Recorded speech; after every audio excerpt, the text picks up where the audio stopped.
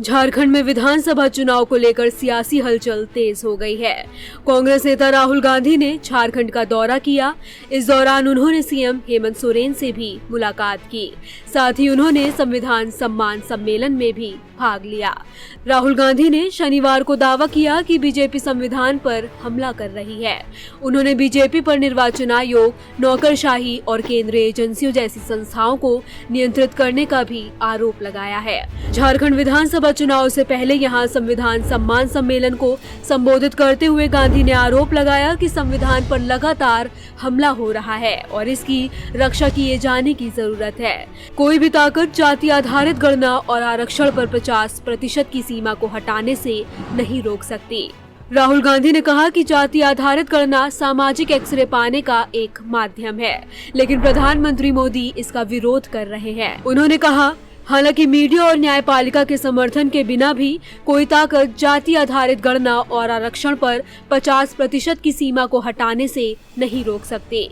विधानसभा चुनाव कार्यक्रम की घोषणा के बाद गांधी का झारखंड का ये पहला दौरा है। राज्य में विधानसभा चुनाव 13 और 20 नवंबर को 2 चरणों में होंगे और मतगणना 23 नवंबर को होगी। इससे पहले झारखंड के मुख्यमंत्री हेमंत सोरेन ने कहा कि इंडिया गठबंधन आगामी विधानसभा चुनाव एक साथ मिलकर लड़ेगा और कांग्रेस तथा जेएमएम 81 में से 70 सीट पर अपने उम्मीदवार उतारेंगे। बीजेपी पर हमला बोलते हुए कांग्रेस नेता ने कहा कि ये लोग आदिवासी को वनवासी कहते हैं। इसके पीछे इनकी सोच है कि आदिवासी को उनके हक से वंचित रखा जाए। आदिवासी वे हैं जो इस धरती पर सबसे पहले आए।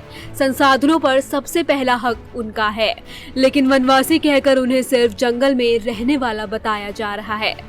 जब बीजेपी के लोग आदिवासी को वनवासी कहते हैं तो वो क्या करने की कोशिश कर रहे हैं? आदिवासी का मतलब जो सबसे पहले मालिक थे। वनवासी का क्या मतलब है? जो जंगल में रहते हैं। राहुल गांधी ने कहा कि उनकी पूरी स्कूली शिक्षा हिंदुस्तान में हुई है। स्कूलों के पाठ्यक्रम में आदिवासियों के बारे में एक पूरा चैप्टर तक नहीं है। इनके इतिहास, जीने के तौर तरीकों, उनके विज्ञान, दर्शन और राजनीति का कहीं कोई जिक्र नहीं है। दलितों के बारे में सिर्फ एक लाइन है कि उनसे छुआछूत का व्यवहार होता है। इसी तरह ओबीसी, किसान, मजदूर, बढ़ई, नाई, मोची, इन तमाम लोगों का इतिहास कहीं लिखा ही नहीं गया है, जबकि हिंदुस्तान में 90% लोग यही हैं।